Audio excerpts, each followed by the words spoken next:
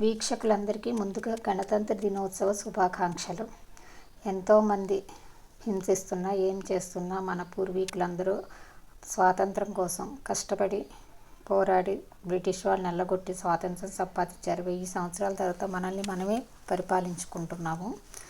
ఎన్నో భారతదేశం మీద ఎన్నో దండయాత్రల తర్వాత మనకి మనం స్వాతంత్రం తెచ్చుకోవడమే కాకుండా మనకి మంచి ఒక రాజ్యాంగంని తయారు చేసుకుని ఆ రాజ్యాంగాన్ని ఈ రోజు నుంచి అమల్లోకి తెచ్చుకున్నాం అన్నమాట.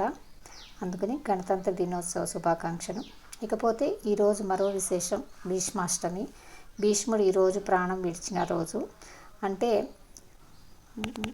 దక్షిణాయనంలో 10 రోజులు యుద్ధం చేసిన తర్వాత బాణాలు వీపు నిండా గుచ్చుకుని అంపశయ్య ఎక్కిన భీష్ముడు అలా ప్రాణాన్ని ఉగ్గబెట్టుకుని అలా పెట్టుకుని ఈ రోజున మాఘమాసం మంచి రోజు చూసుకుని అష్టమి రోజున ప్రాణం విడవడం జరిగింది.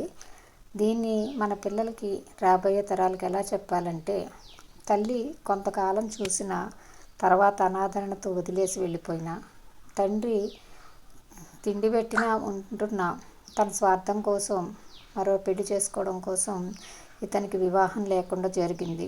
అంటే శంతనుడు కావాలని చేయలేదు, భీష్ముడే కావాలని త్యాగం చేసి పెళ్లి చేసుకోకుండా ఉన్నాడు, బ్రహ్మచర్యం పాటించాడు.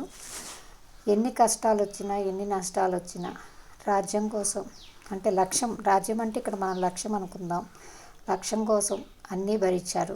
చివరికి కష్టాలు నష్టాలన్నీ కూడా మన శరాలు బాణాలు వీపు కూర్చుకున్న అలా మంచి రోజుల కోసం ప్రాణం విడవకుండా అలా మంచి రోజుల కోసం ఎదురు చూసి భీష్మాష్టమి నాడు కాలం చేశారు. పిల్లలైనా పెద్దలైనా ఎవరైనా సరే కష్టాలు వస్తాయి, అవి శాశ్వతం కాదు. కాలచక్రం బండి లాంటిది, పైకి కిందకి తిరుగుతూ ఉంటుంది. ఒకసారి కష్టం వస్తే ఒకసారి సుఖం వస్తుంది. కష్టాలు వచ్చినప్పుడు కుంగిపోకుండా అవి బాణాల్లాగా గుచ్చుకుంటున్న అంపశయ్య మీద భీష్ముని తలుచుకుంటూ మనం కూడా ధైర్యం తెచ్చుకుని బతికితే రాబోయే రోజుల్లో ఆ కష్టాలు తీరిపోయి భీష్ముడికి మోక్షం వచ్చినట్టే, మన కష్టాలకి మోక్షం వచ్చి సుఖాలు వస్తాయి. అలాగనే సుఖాలు వచ్చినప్పుడు మనం కూడా ఎగిరి పడకుండా కష్టాలు వస్తాయి కాబట్టి కష్టాలను ఎలా ఎదుర్కోవాలనే ధైర్యంతో ఉండాలి. మనసుని పటిష్టం చేసుకోవాలి, మనోధైర్యాలని వదిలించుకోవాలి. ఇది భీష్ముని జీవితం ద్వారా మనం పిల్లలకి తెలియపాల్సిన రోజు.